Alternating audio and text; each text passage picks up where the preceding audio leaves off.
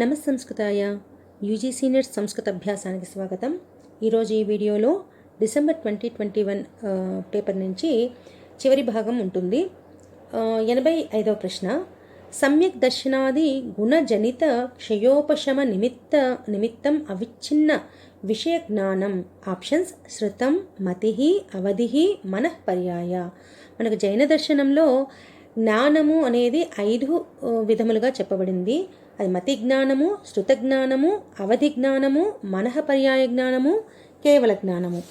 దీంట్లో అవధి జ్ఞానానికి ఇది నిర్వచనం. సమ్యక్ దర్శనాది గుణజనిత క్షయ ఉపశమ నిమిత్తం అవిచ్ఛిన్న విషయం జ్ఞానం అని.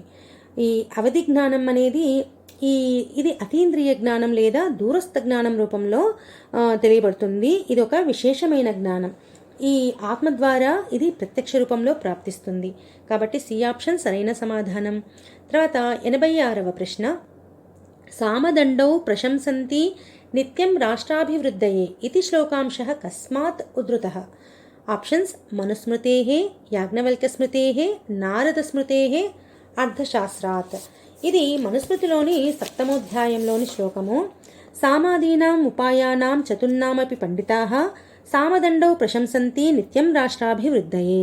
అంటే సామదాన భేద దండమనే 4 ఉపాయాలలో రాజ్యాన్ని అభివృద్ధి చేయడానికి సామోపాయము, దండోపాయము ఇవి ఎక్కువగా ఉపయోగపడతాయని పండితులు అంటారు అని అర్థము. కాబట్టి మనకు ఆప్షన్ ఏ సరైన సమాధానం. తర్వాత 87వ ప్రశ్న. ధ్వనేః ప్రకారద్వయం భర్తృహరిమతే కిం. ఆప్షన్స్ ఆహార్యం, వైకృతః, సంస్కృతః, ప్రాకృతః. భర్తృహరి వాక్యపదేయంలో ధ్వనులు ప్రాకృతములని, వైకృతములని 2 విధములుగా విభజించి చెప్పారు. ప్రకృతి అంటే మూలము, దాని నుండి కలిగిన ధ్వని ప్రాకృత ధ్వని. వికృతి అంటే బాహ్యము, దానివల్ల కలిగే ధ్వనులు వైకృత ధ్వనులు. కాబట్టి మనకి ఇక్కడ వైకృత, ప్రాకృత ఈ 2 ఆప్షన్స్ కలిసి ఉన్న ఏ ఆప్షన్ సరైన సమాధానం. 88వ ప్రశ్న. యథోచితం మేళనం కురుత. సూచి 1లో స్పర్శ సంఘర్షి, స్పర్శ, అర్థస్వర అని 4 ఇచ్చారు. సూచి 2లో వర్ణములు ఇచ్చారు. ట, చ, ష, య. వీటిని మనము కలపాలి. మొదట ఈ వర్ణములను ఉచ్చరించేటప్పుడు జరిగే ప్రయత్న ఆధారంగా వర్ణముల యొక్క వర్గీకరణ అనేది జరిగింది. వాటిల్లో ఒక్కొక్కటి చూస్తే స్పర్శ వర్ణములు అంటే ఉచ్చారణ సమయంలో నాలుక నోటి అందలి వివిధ స్థానాలను స్పర్శిస్తుంది కనుక ఈ వర్ణములను స్పర్శవర్ణములు అంటారు. ఇక్కడ ట అనేది స్పర్శవర్ణము. తర్వాత రెండవది సంఘర్షి వర్ణములు. ష, ష, స, హ, ష, ష, స, హ అనేవి సంఘర్షి వర్ణములు. వీటిని ఉచ్చరించే సమయంలో గాలి 2 ఉచ్చారణ స్థానముల మధ్యలో సంఘర్షించి బయటికి వెళుతుంది. కాబట్టి ఇక్కడ మనకున్న ఆప్షన్స్లో థర్డ్ ష అనేది సంఘర్షి వర్ణము. తర్వాత స్పర్శ సంఘర్షి అంటే చ వర్గంలోని మొదటి 4 అంటే ఛ, ఛ, జ, ఝ ఈ వర్ణములు స్పర్శలు మరియు సంఘర్షి 2 అన్నమాట. స్పర్శ అంటే సంఘర్ష అంటే ముందే చెప్పుకున్నాము. ఇక్కడ చావర్ణమును పలికేటప్పుడు నాలుక నోటిలోని తాలు స్థానాన్ని స్పర్శిస్తుంది మరియు తర్వాత గాలి సంఘర్షపూర్వకంగా బయటికి కూడా వెడలుతుంది కనుక చ అనేది స్పర్శ సంఘర్షి. తర్వాత 4వది అర్థస్వర అంటే సెమీ ఓవెల్. వీటిని అంతస్థాలు అని కూడా అంటారు. యా, రా, లా, వా ఈ వర్ణములు పూర్తిగా స్వరములు కావు, అలాగే పూర్తిగా వ్యంజనములు కావు. సంస్కృతంలో ఈ అర్థస్వరాలను స్వరములకు వ్యంజనములకు మధ్యలో ఉండే ధ్వనులు అని చెప్తారు. ఈ క్రమంలో కలిపితే మనకు ఆప్షన్ బి అనేది సరైన సమాధానం. తర్వాత 89వ ప్రశ్న. మహాభారతస్య పర్వనామాని క్రమేణ లిఖత. మనకు మహాభారతంలో 18 పర్వాలు తెలుసు. వాటిని క్రమంగా చూస్తే ఆది పర్వము, సభాపర్వము, వనపర్వము, విరాట పర్వము, ఉద్యోగ పర్వము, భీష్మ పర్వము, ద్రోణ పర్వము, కన్న పర్వము, శల్య పర్వము, సౌప్తిక పర్వము, స్త్రీ పర్వము, శాంతి పర్వము, అనుశాసన పర్వము, అశ్వమేధ పర్వము, ఆశ్రమవాస పర్వము, మోసల పర్వము, మహాప్రస్థాన పర్వము, స్వర్గారోహణ పర్వము ఇవి కాక ఈ 18 కాక పరిశిష్ట భాగమైన హరివంశ పర్వం కూడా మహాభారతంలో భాగంగా చెప్తారు. మనకు ఇక్కడ ఈ క్రమంలో చూస్తే మనకు సి ఆప్షన్ సరైన సమాధానం. తర్వాత 90వ ప్రశ్న. రిటోరిక్ ఇది గ్రంథస్య కర్తా కః. రిటోరిక్. ఆప్షన్స్ ప్లేటో మహోదయ, అరస్తు మహోదయ, బెనోదితో క్రోచే మహోదయ, హోరేస్ మహోదయ. మనకి రిటోరిక్ రచయిత అరిస్టాటిల్, ఈయననే అరస్తు అని కూడా అంటారు. పాశ్చాత్య కావ్యశాస్త్ర రచయితల విభాగంలో ఈయన గురించి వివరంగా తెలుసుకుంటాము. తర్వాత 91వ ప్రశ్న గద్యాంశం. ఈ గద్యాంశము అధోలిఖితం పరిచ్ఛేదం పఠిత్వా ప్రశ్నానాం ఉత్తరాన్ని దేయాని. ఒకటే గద్యాంశం, ఈ గద్యాంశం నుంచి 5 ప్రశ్నలు ఉంటాయి. తర్వాత మరి ఇంకొక గద్యాంశం నుంచి ఇంకొక 5 ప్రశ్నలు ఉంటాయి. గద్యాంశాన్ని చూస్తే, దేవా మయాపి పరిభ్రమతా వింధ్యాటవ్యాం కోపి కుమారః క్షుధా తృషా చ క్లిశయన్న క్లేశార్హః క్వచిత్ కూపాభ్యాసే అష్టవర్షదేశీయో దృష్టః స చ త్రాసాదగదం అగత్ మహాభాగ్ క్లిష్టస్య మే క్రియతాం ఆర్య సాహాయ్యకం అస్య మే ప్రాణాపహారిణీం పిపాసాం ప్రతికర్తుం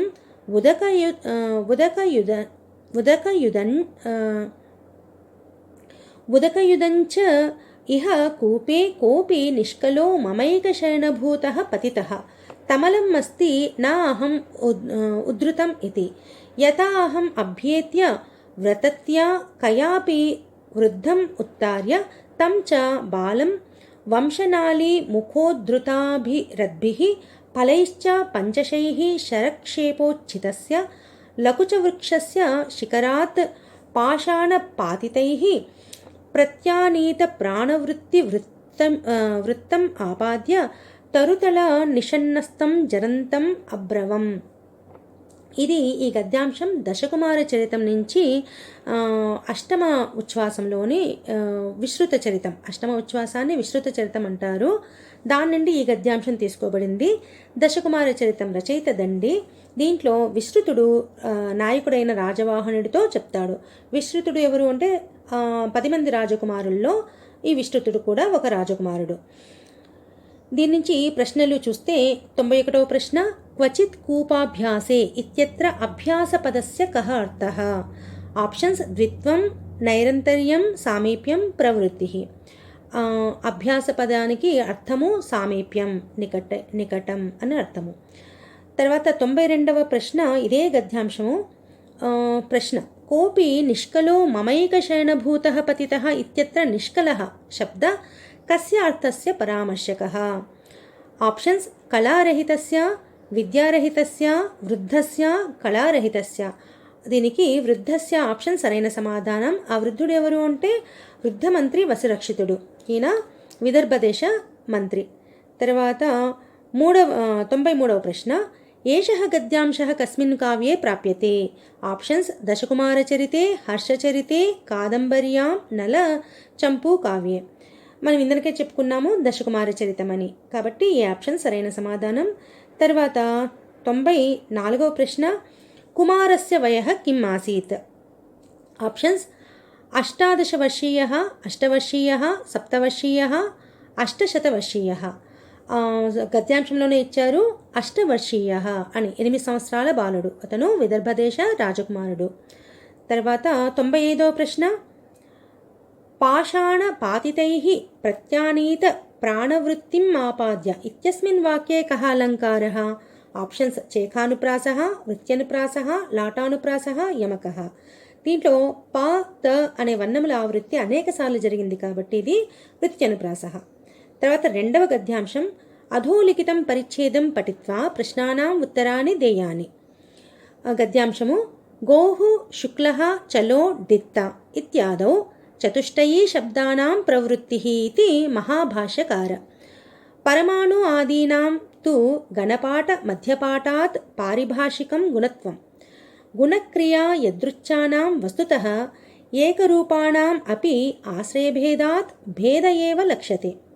యథైకస్య ముఖస్య ఖడ్గ ముకుర తైలాది ఆలంబనభేదాత్ హిమపయః శంకాది ఆశ్రయేషు పరమార్థతో భిన్నేషు శుక్లాదిషు యద్వశేన శుక్లః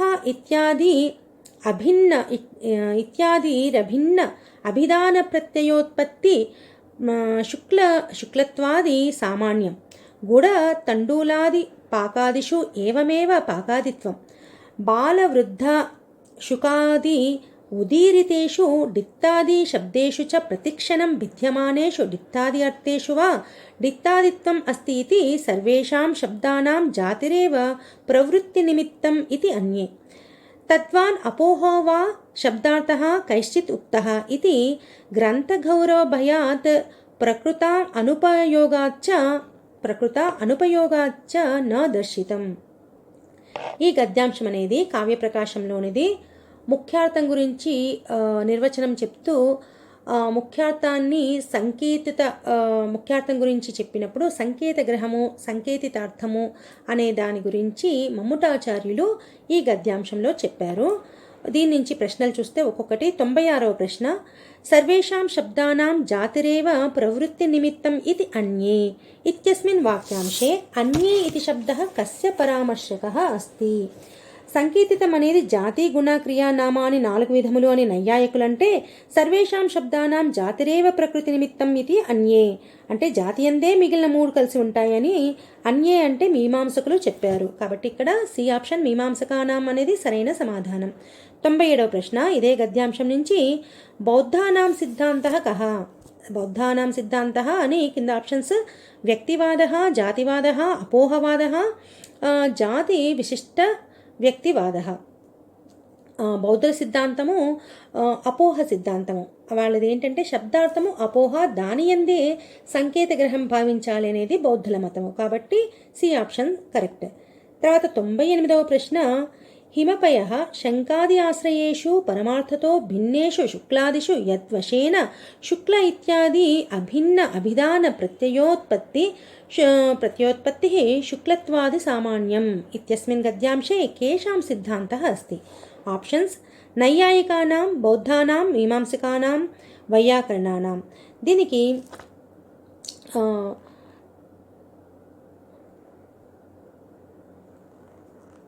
శుక్లం వంటి గుణ శబ్దాలు, చల వంటి క్రియ శబ్దాలు, డిత్తా వంటి యదృచ్ఛ శబ్దాలు అన్నవి కూడా జాతి శబ్దాలే. అందుచేత అన్ని శబ్దముల వాచ్యార్థము జాతి అన్నది ఎవరి మతం అంటే పూర్వ మీమాంసకుల మతం. కాబట్టి ఇది మీమాంసకానాం. సి ఆప్షన్ సరైన సమాధానం.